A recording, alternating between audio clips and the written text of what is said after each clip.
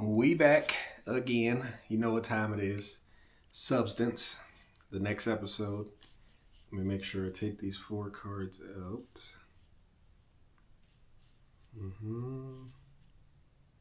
Okay.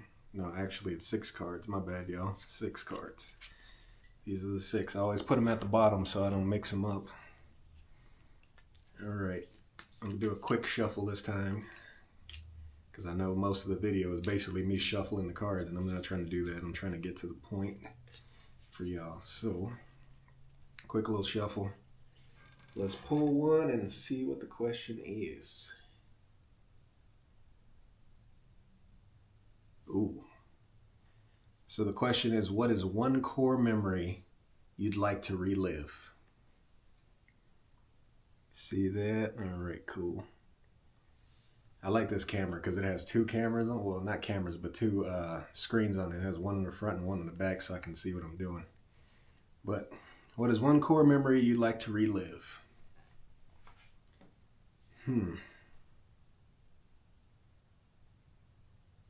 I would say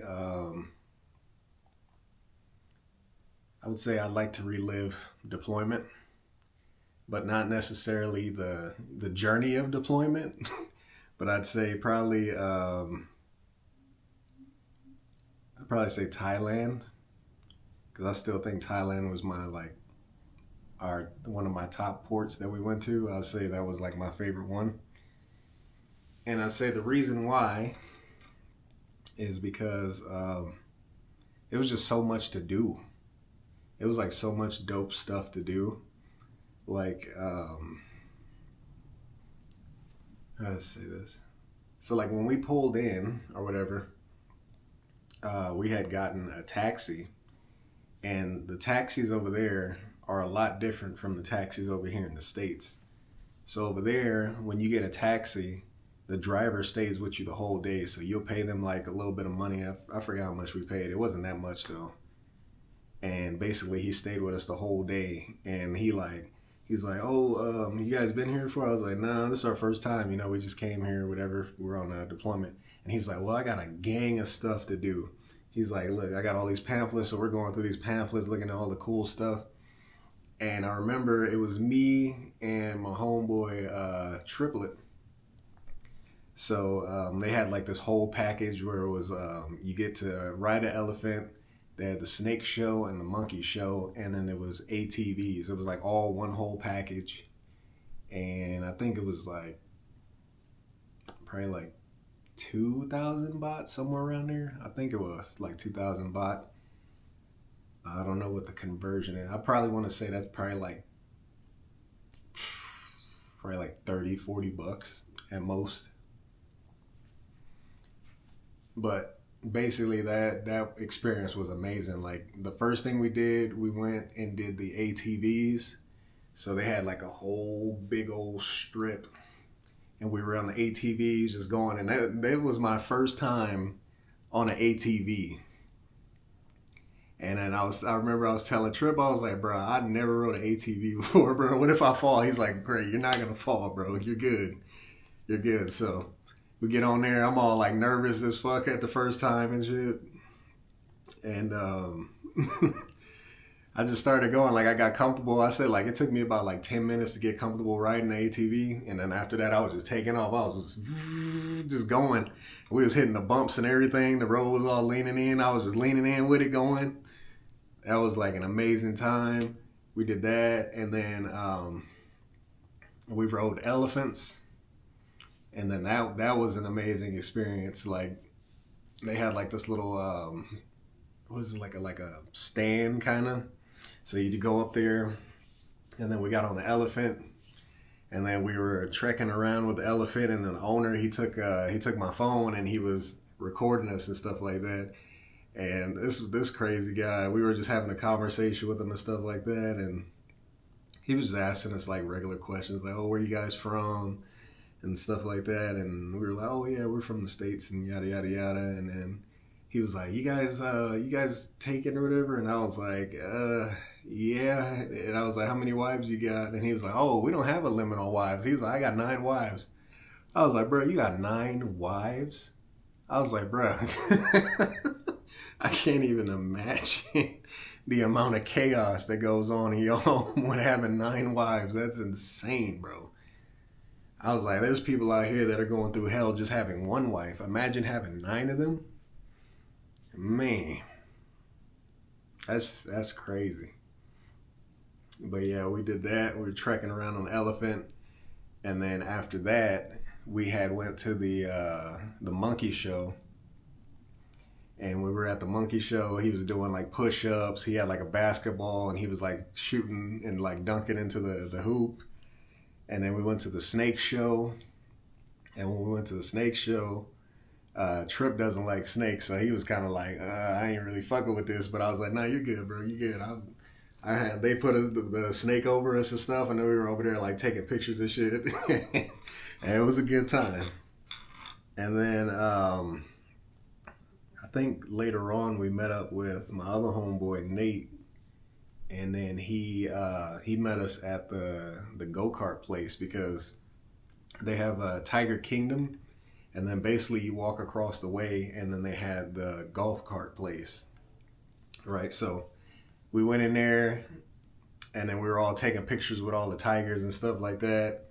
And then I remember I almost got electrocuted because I was laying towards the fence, and I was like, so say like the fence is behind me, like I want to say it was no more than like less than a couple of inches away from the fence, and I was like by it, and then there was a tiger there, and I was like petting the tiger, and I was getting ready to take a photo. After we took the picture, I got up, but I didn't know the fence was electrified, so I like reached my hand back and I like kind of low-key touched the fence to try to get myself up. And then the guy was like, oh, he was like, you're lucky. He was like, you're lucky they turned the fence off, because if you didn't, you would have got shocked. And I was like, oh, well, thank God it was off, because I would have been cooked. But then we went across the way, and we went to the go-kart place, and the go-karts over there, they're like, I think they were 200 cc's, so like we were waiting in line to get on them, and there was like a couple of people, I think they were from Japan, and they were just ripping around the course, like just ripping it, like like they was taking off around the course. I was like, geez, I'm hyped. I'm over there hyped. I'm waiting in line. I'm like, Trip, we gotta get on here. Nate's with us and stuff. We over here hyped as hell to get in there. So we finally had our turn to get in the carts. We're waiting for the light to turn. As soon as the light turned, the track is like, you come up, and then it's a sharp turn. I think it was a sharp turn to the right. So my tall ass, I'm 6'2", so like when I was sitting in the cart, the steering wheel was basically like in between my lap right here. So I was like, you know what, fuck it, I'm about to drift this shit. So I stepped on the gas and I cut the wheel hella hard, and I was like, I like skirted around and I like cut it back and kept going. But then like I was doing it so much that I ended up having like fucking rashes on the inside of my thighs, and I was like, you know what, fuck it, I don't give a fuck. I'm having a good ass time out here. So yeah, this was in Phuket. So we was just, I was having fun like that or whatever. And then we went down to Bangla Road, which is their walking street. And as we were coming up the road, because like basically it's like a road here, and then you have to walk up, and then you go down this way, and this is Bangla Road. So I don't remember the name of the road that goes that way, and then the Bangla Road, but we were on this road coming up, and there was a massage parlor there, and there was like a bunch of chicks. They all had like chairs around, and they were sitting there waiting. You know how it is, they pull people in. And I was kind of walking ahead of our group, because, you know, tall people, we walk fast. And I had stopped before I even got there, and I was like, Trip, you better protect me, bro. I was like, I'm going to get snatched up. You know how they do. They be snatching up.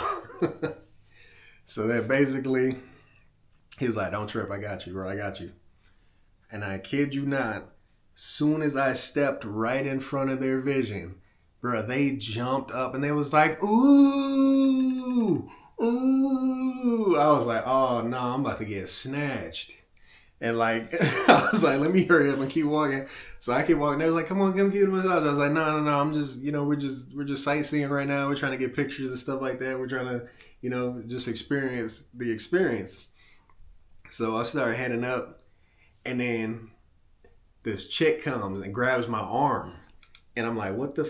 So I turn around. It's this little short Thai lady with this big old sign. She had this big old sign in her hand, and she had my arm like this. And she's like, "Come get a massage. You so sexy. Come get a massage. Come get a massage." Like, they had the freaking sign shaking around, and she over here holding my arm like this, and I'm over here like, "Bro, I'm trying to." I'm like, "Nah, I'm not trying to get no massage, bro. I'm trying to."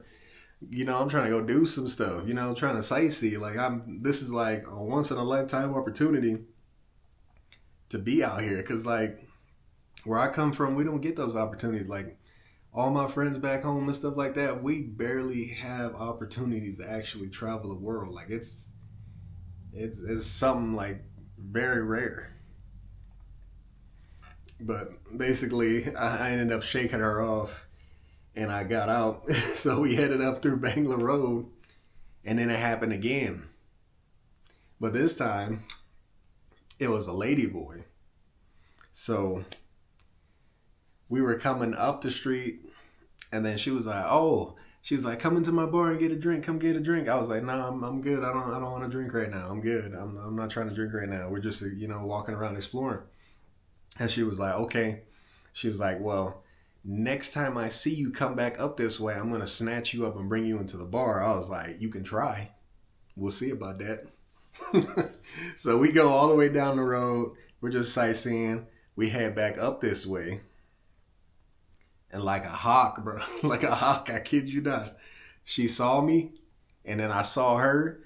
Boy, she full on sprinted. She did a full on sprint. She like took off towards me, and she was like, whoo, whoo, whoo. And I'm like, oh, okay. She said she was dead serious about snatching me up. So as soon as she got within like arms reaching me, I sidestepped her and took off. I was like, ha, you thought, you thought you was gonna snatch me up? Hell no. And then fucking Nate and them, they were just freaking dying laughing. That shit it was a comedic experience. Like, for real, a full-on comedic experience.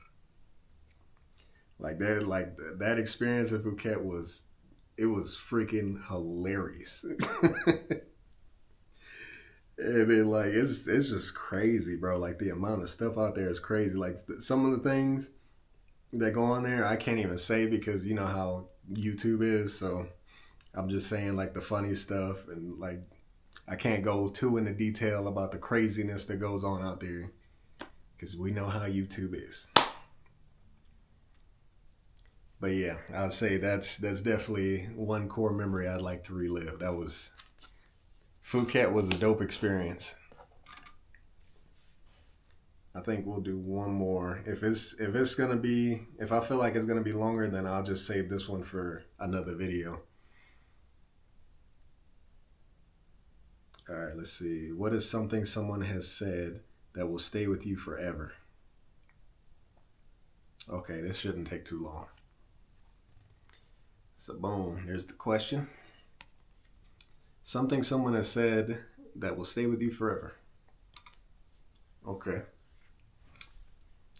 I would say it was one of my old coworkers that worked at the other warehouse. His name is Dennis.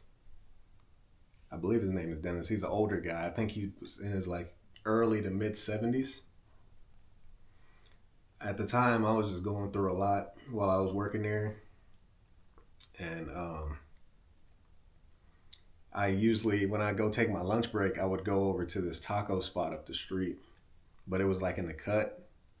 So I would like go in there, I'd park the truck on the street, and then I'd go in and talk to the lady in there, like, cause it was a family owned restaurant.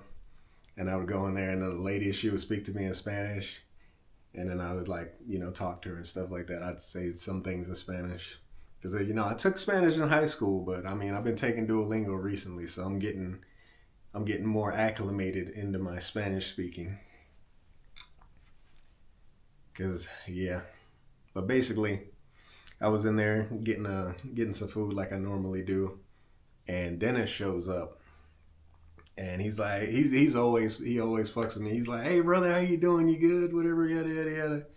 He's an old white guy, cool as fuck, cool ass dude. But basically, he was sitting there after he ordered his food, and he was like trying to talk to me. He's like, hey, he's like, you all right, brother, with all the stuff going on? Because I had spoke to him about, all the situation that was going on with Goodwill and stuff like that. And he was, just checking on me. And he's like, how you feeling? Everything good and all like that? And I was like, I don't know. I was like, honestly, I'm just trying to figure it out. And the best thing that he said and this is like the best answer for this question for sure. He said, brother, listen to me.